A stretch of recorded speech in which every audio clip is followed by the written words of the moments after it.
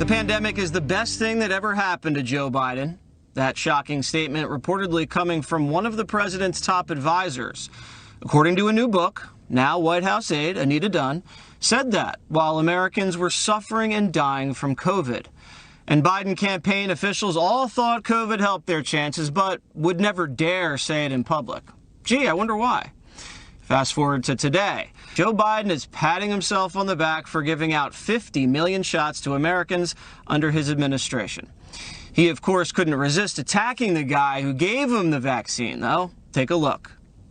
We're moving in the right direction, though, despite the mess we inherited from the previous administration, which left us with no real plan to vaccinate all Americans. Before I became president, the previous administration saw 6 million shots administered last week.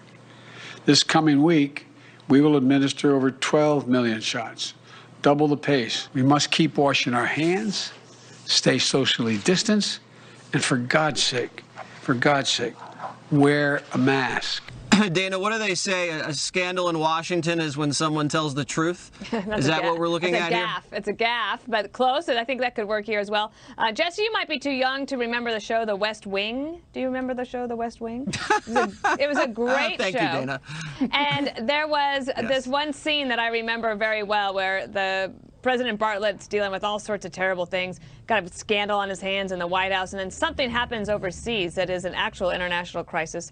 And the press secretary says, the president is glad to be talking about something that matters. And then that caused a whole other scandal within the White House. And you sort of feel like today is one of those days where you ask the White House, why do you keep kicking yourself?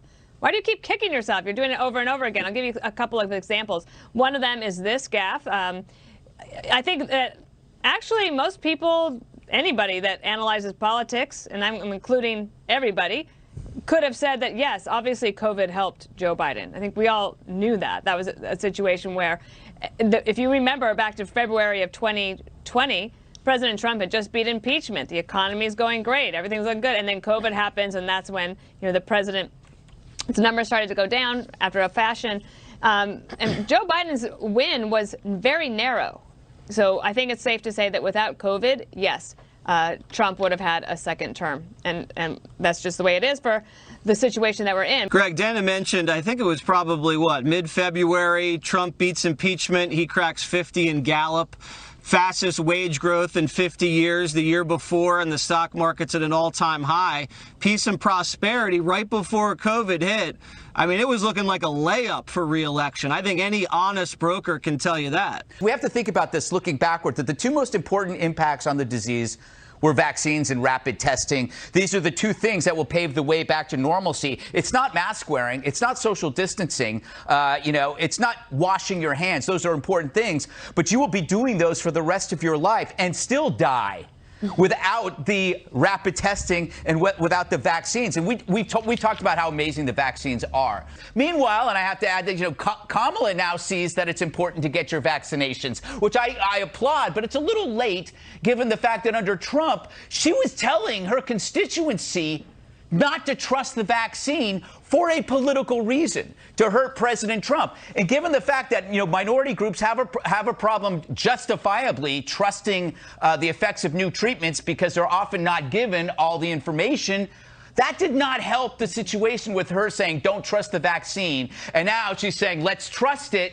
That's a political move. I would say it's almost as bad as withholding aid to Americans in order to punish a president. But they did that, too.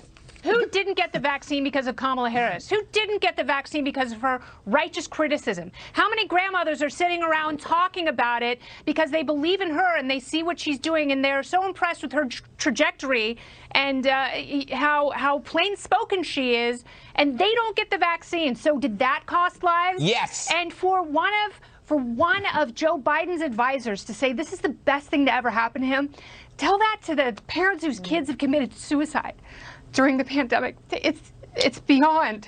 I'm sorry. I don't have words for it because it's so deeply offensive, and they'll never get their children back. It's true. All right.